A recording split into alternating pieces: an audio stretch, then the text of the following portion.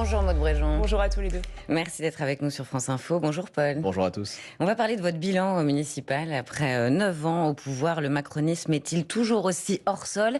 Mais d'abord, les Français, toujours confrontés aux conséquences de la guerre au Moyen-Orient, alors que les prix des carburants ont augmenté en moyenne de plus de 40 centimes depuis le début du conflit. On écoute Jérôme Jourdain, secrétaire général adjoint de l'Union des armateurs de pêche de France. Il demande un geste. Nous sommes aujourd'hui à quelques jours d'un arrêt massif de la flotte de pêche française si rien n'est fait, et sans réponse rapide, des navires vont rester à quai. Et s'ils restent à quai, c'est toute la chaîne qui est menacée. Donc nous, ce qu'on demande, c'est une réponse efficace qui soit basée sur une aide de carburant à la pompe.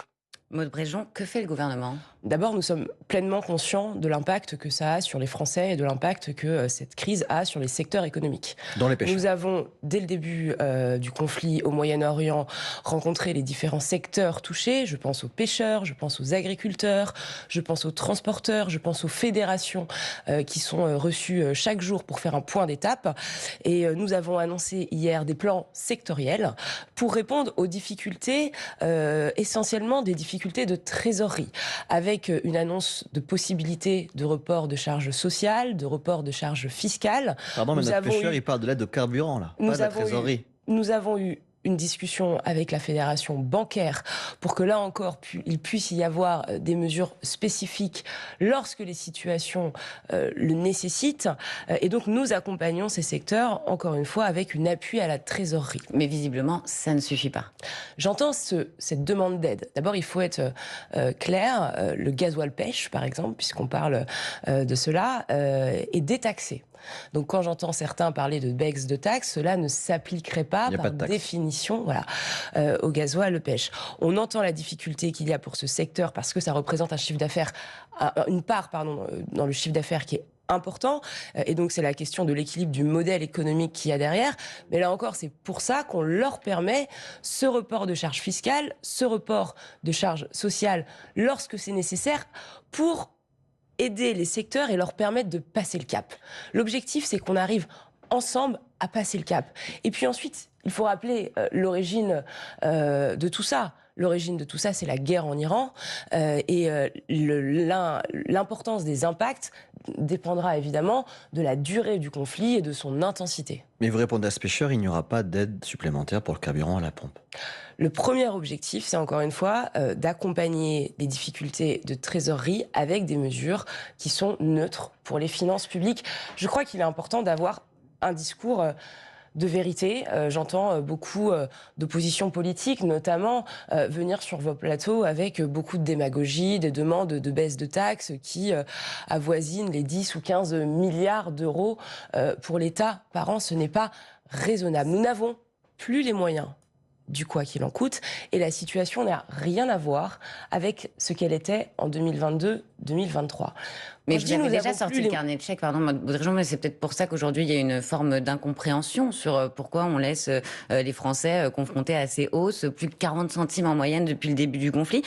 Vous avez annoncé autre chose hier, le fait vous faites appel aux raffineurs pour qu'ils augmentent leur capacité de production. Donc vous êtes aussi en charge de l'énergie. Cette mesure, c'est quoi? C'est une façon, encore une fois, d'essayer de limiter la hausse, mais sans sortir le carnet de chèques? C'est une façon de limiter la hausse et de pallier à d'éventuelles tensions.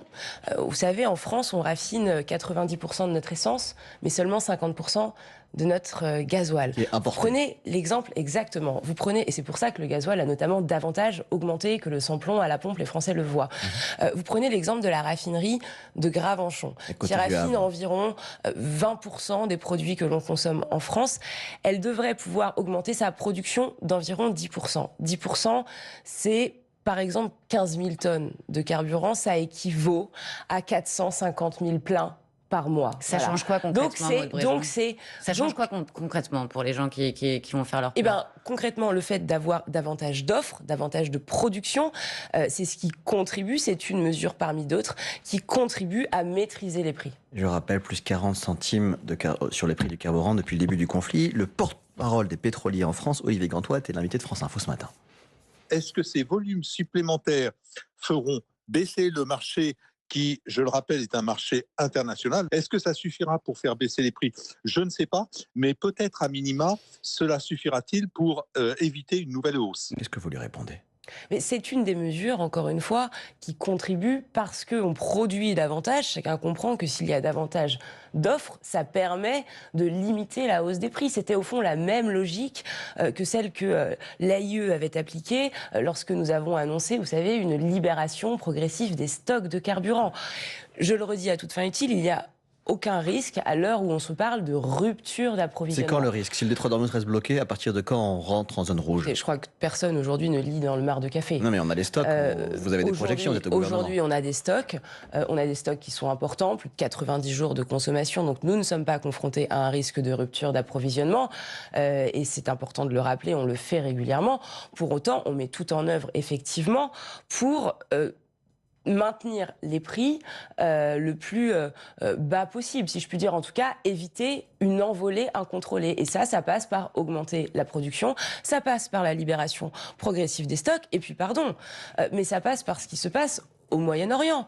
Et par le rôle de la France sur place, par les initiatives du président de la République. On va en parler, mais c'est quand même, pardonnez-moi, c'est quand même le cœur du sujet. Effectivement, mais pour l'instant, on a un peu l'impression qu'on assiste spectateur à cette guerre à laquelle on n'est pas parti. Le président l'a bien précisé.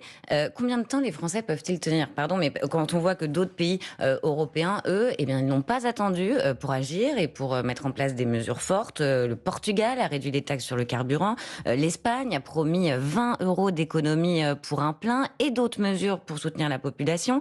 En Italie, il y a un décret qui a fait baisser les prix à la pompe de 25 centimes d'euros. Nous, que fait-on? Notre position et ma position ce matin, elle est claire. D'abord, il faut accompagner les secteurs économiques. Parce qu'effectivement, il serait incompréhensible que certaines filières se retrouvent durablement impactées et durablement affaiblies à cause de ce moment difficile que l'on traverse. Pour autant, je le redis, on parle beaucoup, on a beaucoup parlé de déficit public sur vos plateaux depuis octobre dernier. On a beaucoup parlé de l'importance de tenir ce déficit à 5%. Et donc ça, c'est un objectif que l'on doit maintenir. Donc on ne fera rien de plus, même si la guerre dure encore des semaines, des mois? Moi, je crois, et encore une fois, tout dépendra de la durée de ce conflit. Tout dépendra de la durée de ce conflit. Donc ça pourrait peut-être bouger. Si ce conflit est limité dans le temps. Mais c'est quoi limité dans le temps? Si ce conflit est limité dans le temps, que d'ici à plusieurs semaines, la situation se calme, le trafic peut reprendre petit à petit dans le détroit d'Ormuz, que la situation s'apaise, je crois que nous sommes en capacité de passer ce cap difficile ensemble. Encore une fois, l'État est aux côtés des secteurs économiques. J'entends parfaitement la difficulté que c'est pour certains Français. Justement, parce que sur ces Français qui gagnent moins de 1 500 € et qui ont jusqu'à 2 voitures, qui sont une catégorie sociologique des Français très touchés. On entend votre volonté sur les finances publiques, les enjeux géopolitiques, mais qu'est-ce que vous dites à ces Français qui gagnent moins de 1 500 € par mois et qui sont obligés d'avoir 2 voitures pour aller travailler, qui sont vraiment très fortement impactés? J'entends parfaitement leurs difficultés. Qu'est-ce que vous faites? Je sais, pardonnez-moi, je sais qu'ils subissent le prix à la pompe, qu'ils n'ont pas d'autre choix que d'aller faire le plein pour aller au travail et pour emmener les enfants à l'école. Nous avons toujours été là pour protéger les Français durant les différentes crises. Lorsque les crises ont duré, je vous rappelle ce que nous avons vécu avec le Covid, je vous rappelle avec ce que nous avons vécu avec la crise énergétique en 2022-2023, le bouclier tarifaire. Vous avez trop arrosé à un moment et aujourd'hui les caisses sont... Non mais les choses sont extrêmement différentes. Le bouclier tarifaire sur les années 2022-2023 a coûté 70 milliards d'euros. Mais enfin, le gaz avait augmenté dans des proportions sans commune mesure par rapport à ce que nous vivons aujourd'hui. Rappelez-vous les factures d'électricité qui, là encore, avaient largement augmenté. C'est vrai, Maude Bréjon, mais ce n'est pas le cas. Non, mais ce n'est pas le cas aujourd'hui. Mais pourtant, c'est vous, Maude Bréjon, qui avez dit il y a quelques jours, en parlant des prix, ça s'est envolé bien au-delà de ce qu'on pensait. Je pense qu'il faut savoir dire en politique quand on s'est trompé. Oui, tout à fait. Une ministre, une porte-parole du gouvernement, quoi. Vous avez reconnu que vous étiez planté? Je pense qu'il arrive à chaque responsable politique de parfois se tromper, d'ailleurs. Vous avez sous-estimé la crise? Non, mais comme à chaque être humain. Et ensuite, sans sous-estimer ou surestimer la crise, on voit bien qu'on est dans un moment qui est plein d'incertitudes. Mais vous êtes planté à quel niveau? C'est-à-dire que vous n'avez pas mesuré que les prix allaient augmenter à ce point, c'est ça? Je vais vous donner un exemple. Regardez l'évolution du prix du baril, du prix du Brent. Cette évolution-là est quasi directement indexée sur les paroles du président américain, de Donald Trump. Quand Donald Trump tient une déclaration qui semble dire ou aller vers un apaisement du conflit, le prix du Brent peut perdre 10 ou 15 dollars. À l'inverse, lorsque des infrastructures pétrolières sont ciblées, et on le comprend, le prix du Brent peut s'envoler en quelques heures. Ce que j'essaie de vous dire là, c'est que on est face à des incertitudes qu'on doit admettre de ne pas entièrement maîtrisé. Effectivement, le prix du Brent a chuté de 10% hier après les déclarations de Donald Trump. Exactement. Et donc ça appelle chacun à beaucoup d'humilité. Ça vaut pour le gouvernement, ça vaut aussi pour, là encore, les responsables politiques qui, à tout va, commenceraient à nous demander des baisses de taxes qui sont disproportionnées par rapport à l'ampleur de la situation et complètement irresponsables par rapport à ce que nous devons comme tenue du déficit public. Maud Bréjon, cette situation est due donc à la guerre au Moyen-Orient et au blocage du détroit d'Ormuz. Une vingtaine de pays, dont la France, se sont dit samedi prêts à contribuer aux efforts nécessaires à la réouverture de ce détroit si stratégique, alors que jusqu'à présent les Européens avaient refusé d'aider Donald Trump. Qu'est-ce que ça signifie? Ils ont changé d'avis. Est-ce que samedi, c'était les bases d'une coalition internationale pour libérer Hormuz? Le président a toujours été clair. Il a été le premier à prendre une initiative et à appeler à la libération progressive du détroit d'Ormuz. Mais il parlait d'une initiative une fois le conflit apaisé. On ne peut pas le faire dans le contexte sécuritaire tel que l'on le connaît aujourd'hui au Moyen-Orient. On ne peut pas le faire si un certain nombre de conditions de sécurité, et notamment pour nos armées, ne sont pas remplies. Donc, il faut, dans un premier temps, travailler à une désescalade, et c'est le rôle de la France. Au fond, le rôle de la France, c'est tout faire pour contenir ce conflit et éviter autant que possible l'embrasement. C'est ce que fait le président de la République. Et ensuite, il y a ce travail que nous menons avec nos partenaires régionaux, avec nos partenaires européens, avec l'Inde, par exemple, pour, lorsque ce sera possible, dès lors que ce sera possible, travailler à cette libération du détroit. Donc rien de neuf, rien tant que le conflit n'est pas apaisé. On sait le faire. On le fait déjà en mer Rouge. On a régulièrement parlé sur vos plateaux de l'opération Aspides avec 20 pays membres de l'Union européenne. Depuis 2014, nous menons des opérations pour accompagner les navires, sécuriser les navires. La France a sécurisé le passage de plus de 150 navires depuis 2024. Donc nous avons les capacités, nous avons les compétences pour le faire. Mais là encore, ça ne peut pas se faire dans n'importe quelle condition. Je crois que c'est frappé du coin du bon sens. Ce sera l'objet du Conseil de défense ce soir à l'Élysée? Ça fera partie des sujets évoqués lors du Conseil de défense. Maud Bréjon, dans un instant, on va parler du bilan des macronistes au municipal. Mais pour l'instant, il est 8h46 et c'est l'info en 1 minute avec Maureen Sunière. Des missiles iraniens ont touché Tel Aviv cette nuit. 4 personnes blessées selon les secours israéliens. L'État hébreu a aussi frappé l'Iran ces dernières heures. Pas de pause dans la guerre. Emmanuel Macron convoque un nouveau conseil de défense cet après-midi. Cette guerre perturbe le commerce mondial, la production de pétrole aussi. Les prix ont fortement augmenté. Le gouvernement français demande aux raffineurs d'augmenter leur production. Certaines raffineries ont les capacités d'augmenter la production, confirme ce matin sur France Info le porte-parole des pétroliers en France. 2-3% de plus, mais pas davantage. Ce sont des données sensibles qui ont été piratées, les noms, les adresses postales, les numéros de téléphone de 243 000 agents de l'éducation nationale, des données personnelles d'enseignants principalement. Le ministère de l'Éducation va porter plainte. Et puis cette très bonne nouvelle pour l'équipe de France de foot. À 2 mois du mondial, l'attaquant français Kylian Mbappé assure que sa blessure au genou gauche est derrière lui. Les Bleus arrivent ce soir aux États-Unis pour jouer 2 matchs amicaux contre le Brésil et contre la Colombie. France Info. Le 8-30 France Info. Agathe Landray, Paul Larouturou.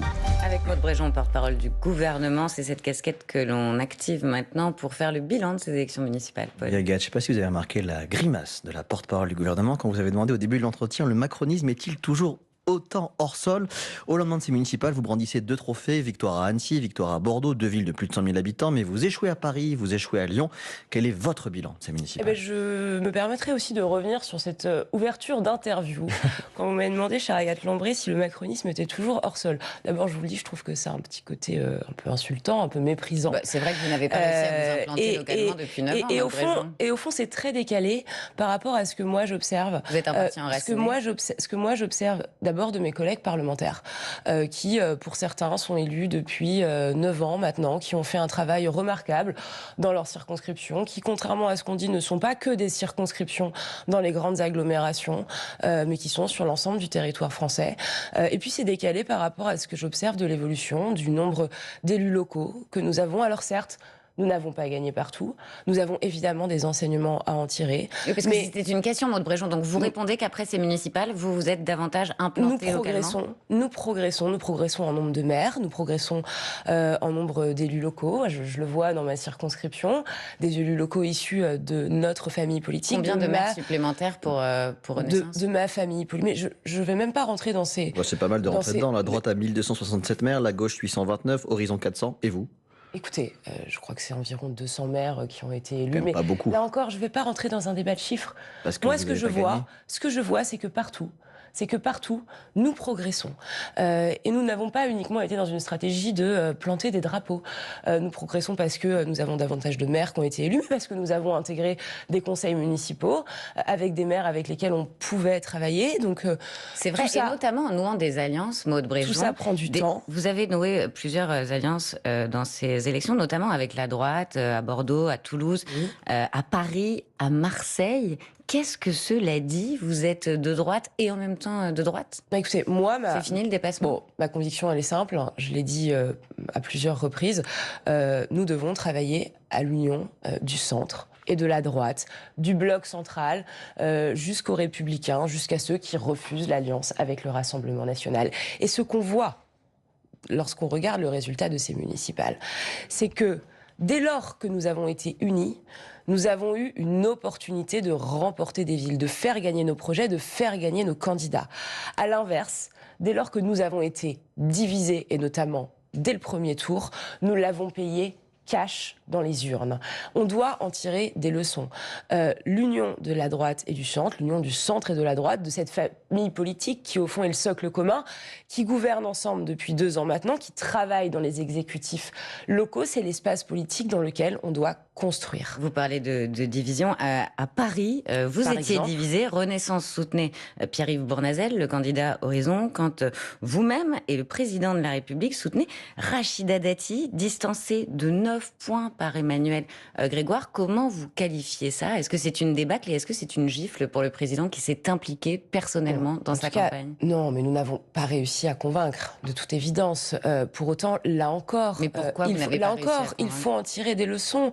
Lorsque vous arrivez au premier tour devant les électeurs, en étalant autant de divisions, en étalant des divisions sur les bulletins de vote, mais en les étalant sur les plateaux télé, pendant des semaines, rappelez-vous ce qu'on a pu entendre. Et vous y avez contribué, parce que vous-même, porte-parole du gouvernement, vous ne souteniez pas le candidat soutenu par votre parti. Je soutenais ma collègue ministre au gouvernement, mais là encore, moi je lance de grief à personne. Il y a une erreur de casting ou pas? Je dis, pardonnez-moi, je dis une chose simple. L'unité n'est pas une condition suffisante pour gagner, mais c'est une condition nécessaire. La désunion entraîne nécessairement la défaite. Et donc, mais elle avait un pouvoir, Rachida Dati. Sarah Knafo s'est désistée, Pierre-Yves Bournazel a fusionné avec elle. Elle avait un pouvoir dans l'entre-deux tours. Il y a probablement... Donc c'est pas la désunion qui a provoqué cette défaite. Il y a de toute évidence des leçons à en tirer. Mais quoi, par exemple? Est-ce que c'était pas une erreur de casting? Le macronisme qui s'est installé dans la vie politique, sur la moralisation de la vie politique, et qui investit une candidate mise en examen, est-ce que ça, pour vous, c'est pas contradictoire? La présomption d'innocence, ça existe encore, y compris en matinale. Mais François Bayrou avait démissionné pour rendre ça du gouvernement à l'époque. Ensuite, ne comptez pas sur moi pour tirer à boulet rouge sur nos candidats, sur des membres de nos familles politiques, parce qu'ils ont échoué à gagner aux élections il y a 2 jours. Enfin, ce serait franchement inélégant. Donc, moi, ce que je dis, encore une fois, c'est qu'il faut en tirer les conclusions, et en tirer les conclusions pour l'échéance à venir, et l'échéance à venir, c'est l'élection présidentielle. Quelle magnifique transition Si vous on m'offrez. Et voilà, je vous laisse faire la transition. Faut-il une primaire de la droite et du centre? On écoute la réponse du patron LR hier soir sur France 2. Il faudra se rassembler et n'avoir qu'un seul candidat. Mais ça ne suffit pas. J'entendais Gérald Darmanin dire qu'il faut se rassembler, la droite, le centre et même la gauche républicaine. Mais si on fait ça, ce sera la synthèse molle. Et ça doit se faire sur un projet puissant.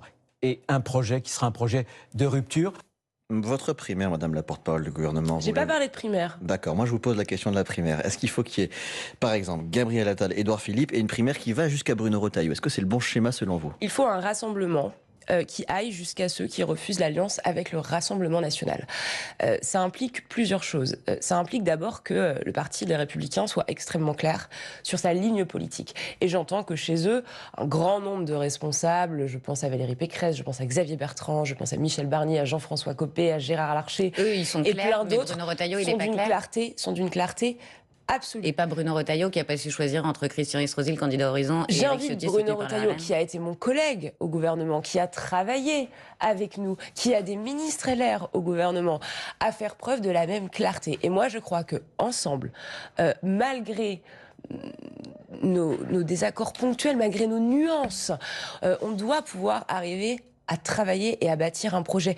Nous sommes d'accord, Agathe Landry. Primaire ou pas primaire? Non, mais juste pour comprendre, comment vous allez départager tous ces candidats? Eh bien, moi, j'appelle dans un premier temps l'ensemble des candidats déclarés, potentiels, l'ensemble des chefs de parti du socle commun à se réunir, à se mettre dans une même pièce, à se mettre autour de la table, de Gabriel Attal à Bruno Retailleau, en passant par évidemment Édouard Philippe, par le MoDem, par François Bayrou, par le chef de groupe éventuellement à l'Assemblée et au Sénat, pour discuter, s'accorder d'abord sur cette nécessité d'avoir une candidature unique dès le premier tour de l'élection présidentielle et travailler à un projet.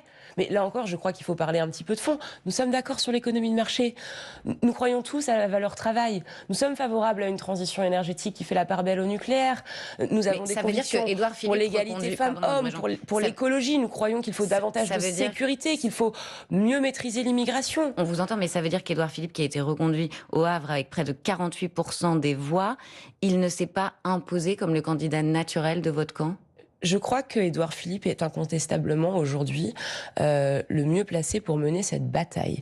Pour autant, j'en reviens à ce que je disais, l'union, quand bien même, et je suis d'accord avec ce que disait M. Retailleau, quand bien même ce n'est pas une condition suffisante, c'est une condition nécessaire. Et force est de constater qu'aujourd'hui, il y a encore du chemin pour rassembler les uns et les autres. Jusqu'à la gauche, ou pas?